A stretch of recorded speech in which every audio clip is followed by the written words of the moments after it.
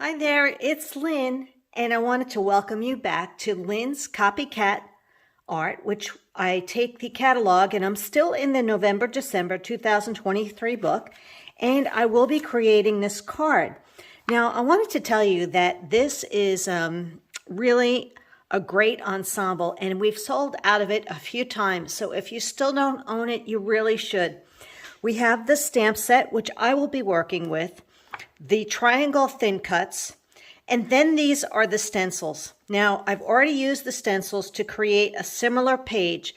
So if you missed that, go back to my issue. I believe it's Lynn's Copycat Art issue number 5 on YouTube, and you should subscribe to the channel. But we're going to be making this card, and I think you're probably thinking that you know exactly what sizes these are, and you don't. So I'm excited to share that with you and to go over all the details. This is mix-ins paper. I don't have any more left, so I'm going to improvise. We have the liberty to do that. How much paper do we own, right? So I am using evergreen papers. This is shortbread. This is mix-ins. This is evergreen paper. I'm actually using the Pine Shimmer Trim, or you can use pine glitter. And there are the beautiful trees. So I wanted to show you how we achieved this look, and also how some of these trees were done with the thin cuts and to modify the size. The other little details are when you're looking at the Happy Holidays, I can't wait to show you how we got that look, but that stamp set is actually out of the Silver Bells card making workshop kit, Happy Holidays. Now you can pick whatever sentiment you want. And that cute little star is also out of the Silver Bells scrapbooking workshop sticker sheet. But I know you girls have die cuts and things like that. You can do your own star. But we want to focus on showing you how these triangle trees are created. All right, here we have the really pretty stamp set. And as I've mentioned to you before, these can also be used for pennants or banners. So think birthday, game time, things like that. So they're not just triangle trees, they are so much more. And they are super cute. What you also want to get is the Triangle Trees thin cuts. So you can see how they're all nestled together. They're on a magnetic sheet, and there's 1, 2, 3, 4, 5 of them that coordinate with the stamp set. So when you think about all 5 of them, here they are. And I used Seabrook paper. Now these are your two, I'm calling them the extra large triangles. These two here are large, and they fit perfectly in this thin cut. So when you're looking at your thin cuts, you have your different sizes that you're cutting out. And one of the tips that I'd like to give you as I go through these little trees is double up on your paper. If you're going to be cutting thin cuts, why not put 2 sheets in at the same time and use your thin cut and have 2? Even if they're different colors, it doesn't matter.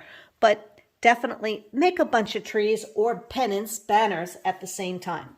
So now you can see your different trees, thin cuts that coordinate with the stamp sets. So getting back to, these are your extra large.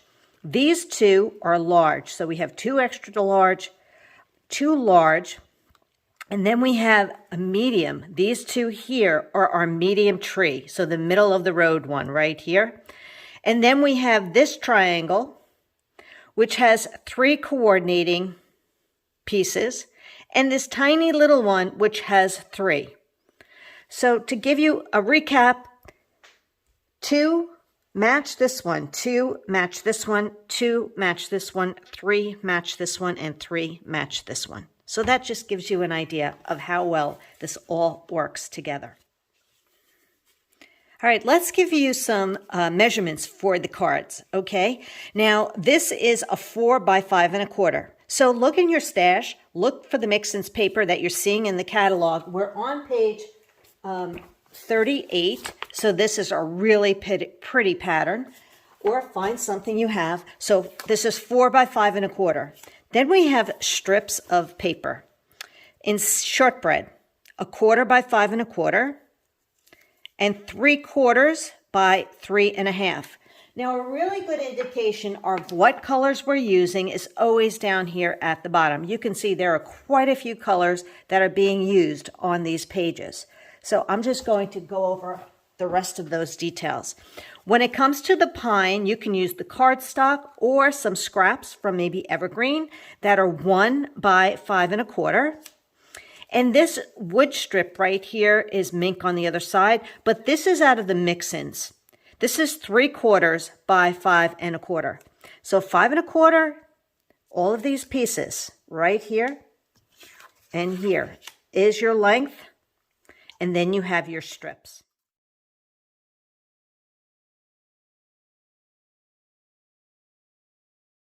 And this one will be stamped with 2 stamps, and I can't wait to show you how that comes out. The last thing that you'll be using is the shimmer trim, Pine Shimmer Trim. We're going to be cutting this at 5 1/4 as well. Now, if you don't have this, but you have pine glitter, that works perfect. It's 3/8 of an inch wide. So let's get started on just putting the basics together.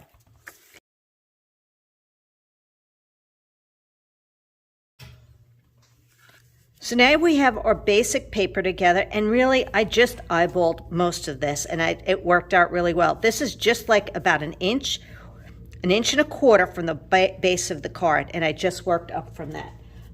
The next thing you want to do is add your Pine Shimmer Trim. So one of the ways that I'm going to do this is just along the bottom of that card with along that line of the pine, showing off some of that pine, or I should say covering the line of the pine. And when I get to that end, I'm actually just going to use my scissor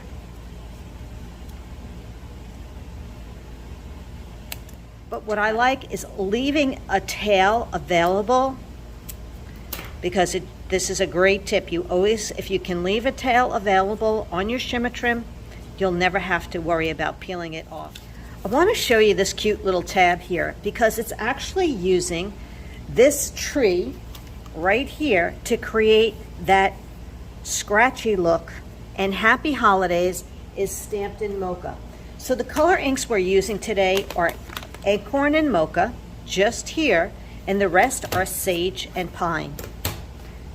It's a really cute card, and it's so fun for the holidays. So I'm going to take this,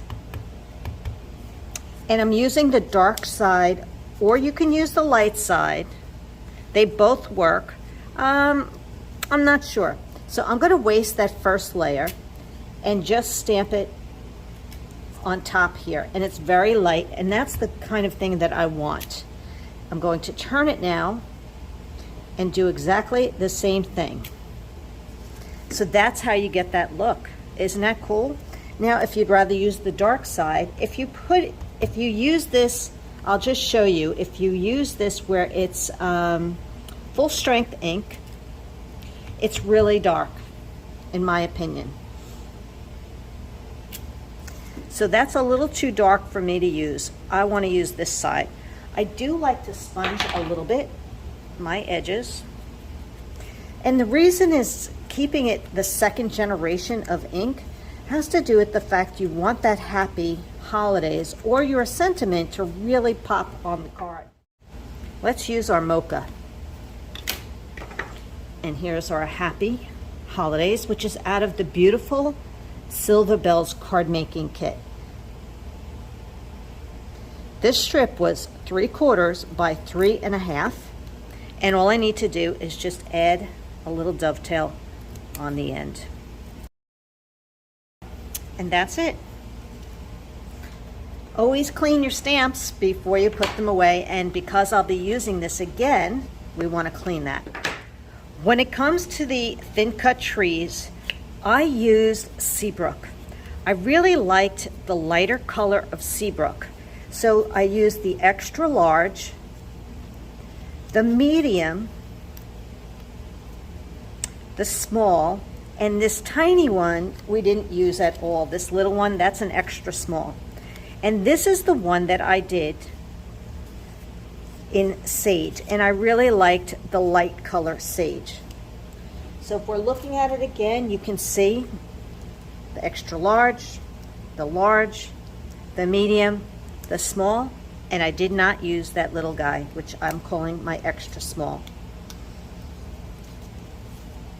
For the girls that are doing my online event with me, which is Evergreen, that's exactly how I explained it in the different sizes, so it works quite well. All right, let's take this one right here. This is this tree, and I'm using a 2 by 3.5 block. I've already seasoned it, and it's going to be stamped in pine. I want to make sure I get plenty of ink on it. If you want, test your paper, test it on your paper first, and then go to the project.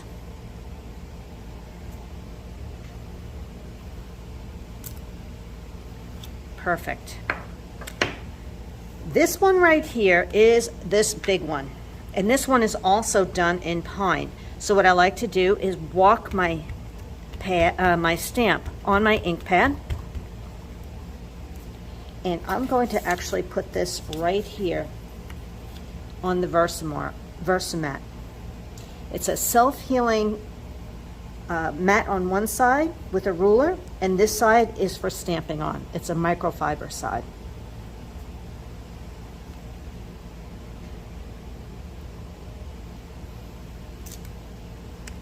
Nice. All right. So we have these done.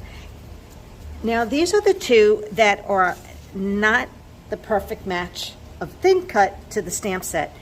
Do you see this one here? This is your squiggle line. This is our large. So I wanted to show you that even though that these trees have a coordinating thin cut, you can actually use them on their smaller thin cuts so that you even have more variety with a style of what you're looking to do. So we have that scratchy one, or I should say the one with all the lines. I love this one, and this is in sage. So I'm just going to ink this up and just plop it right on top. I like to have scrap paper underneath to catch all the ink.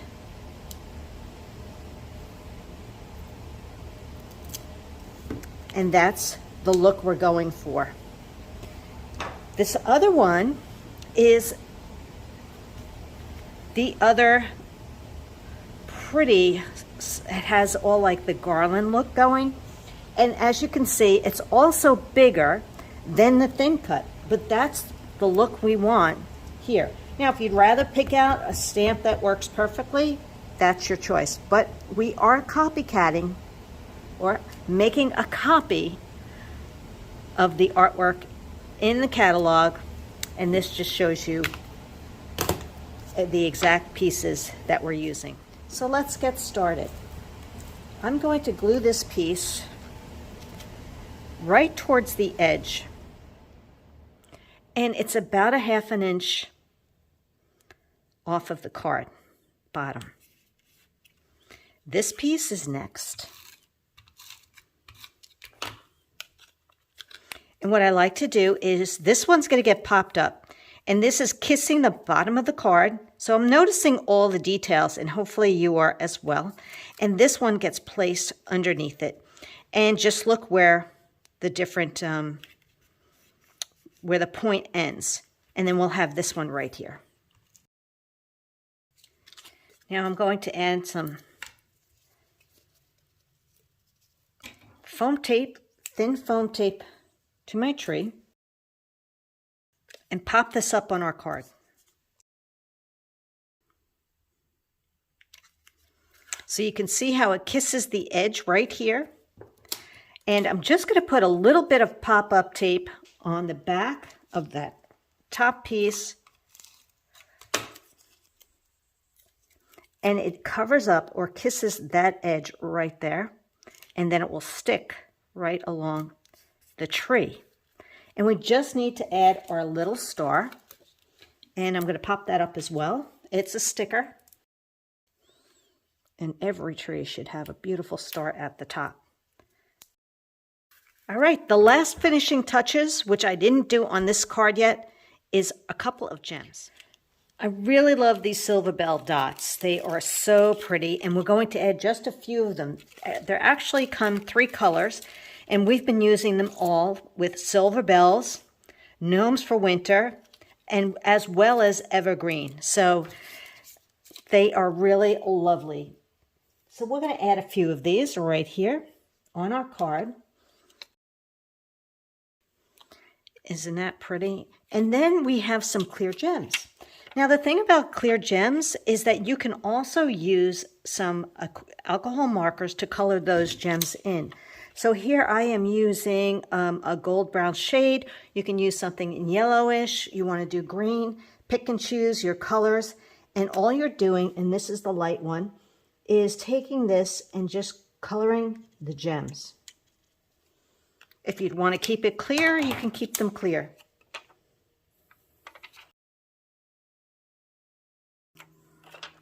Or you can use stickles, liquid pearls, but that's the card. So I know it's a little bit different than what's in the catalog because of the background, but like I said, you can bash your stash and check it out and see what you have that you can use.